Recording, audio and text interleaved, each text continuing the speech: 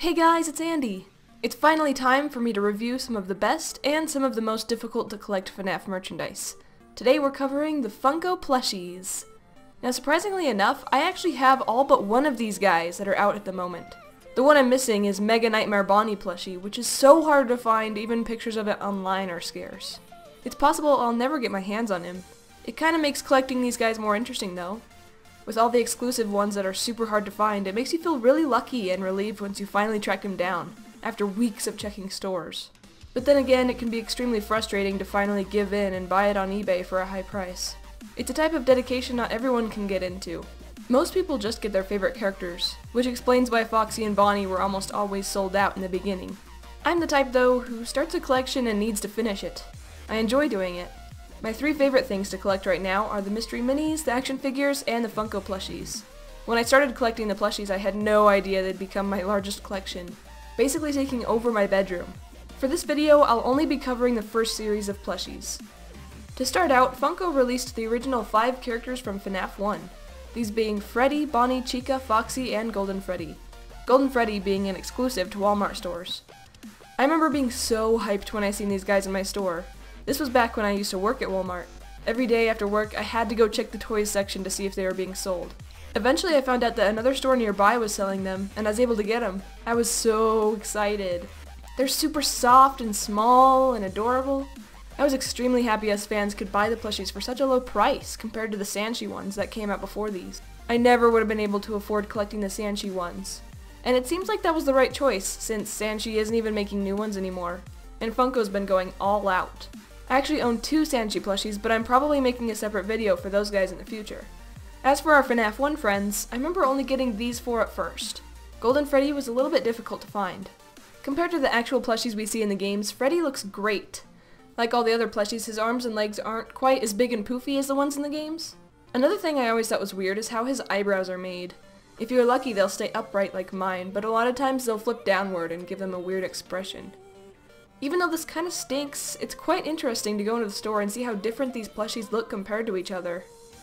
They all seem to have a different look to them, a personality. That's one of the most interesting things about these guys. And I understand if you don't see it, the differences are quite minor. Bonnie also looks fantastic compared to his in-game counterpart.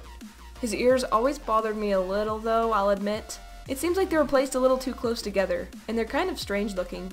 Still, I do love this guy, and I strongly believe he deserves a mega version. He would be extremely sold out.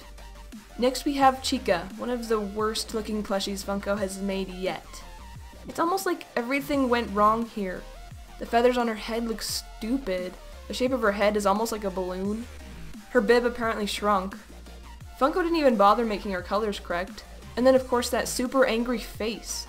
She doesn't have a cupcake either. It's really sad how crappy she looks when the others look so fantastic. I don't think this version was ever sold, and I'm glad it wasn't, but still, we're left with her. Despite looking ridiculous, I still love her, no worries. Next up, Foxy. The color in his ears is wrong and his eyebrows are still weird, but that aside, this guy is adorable!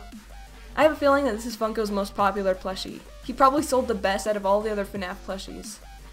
The tufts of fur on the sides of his head aren't as nice looking as the game version, but I feel like that'd be really hard to do with a plushie anyway, so I don't mind. Something that I always thought was hilarious is how Foxy has no eye under his eye patch. Kinda weird. Last but not least, we have this adorable Golden Freddy. He has to be one of my most favorite plushies. I mean, he's frickin' Golden Freddy.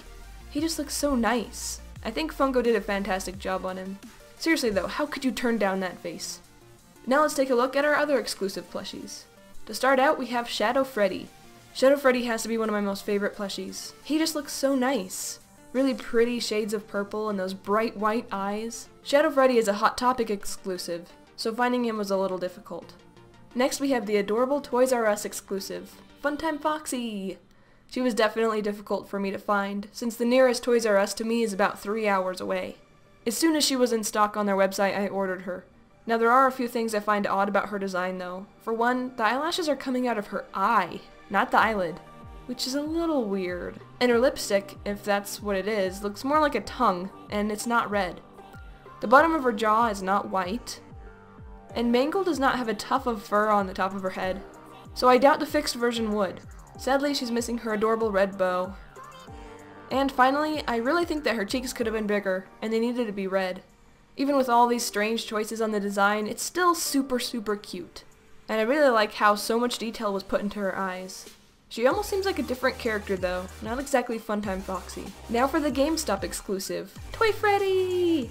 I think Toy Freddy turned out super cute, but I think all the Freddy plushies are adorable, so that's no surprise. They did use slightly off colors for his body, but that's not a huge issue. I'm really happy he's got that little stripe on his hat. And the 2 buttons. Even though this is just a recolored Freddy, like all the other recolors, I still like him a lot. Anyway guys, that's it for this video. I'll be back soon to review the 2nd series. Thanks so much for watching. I hope you all have an awesome night. Goodbye!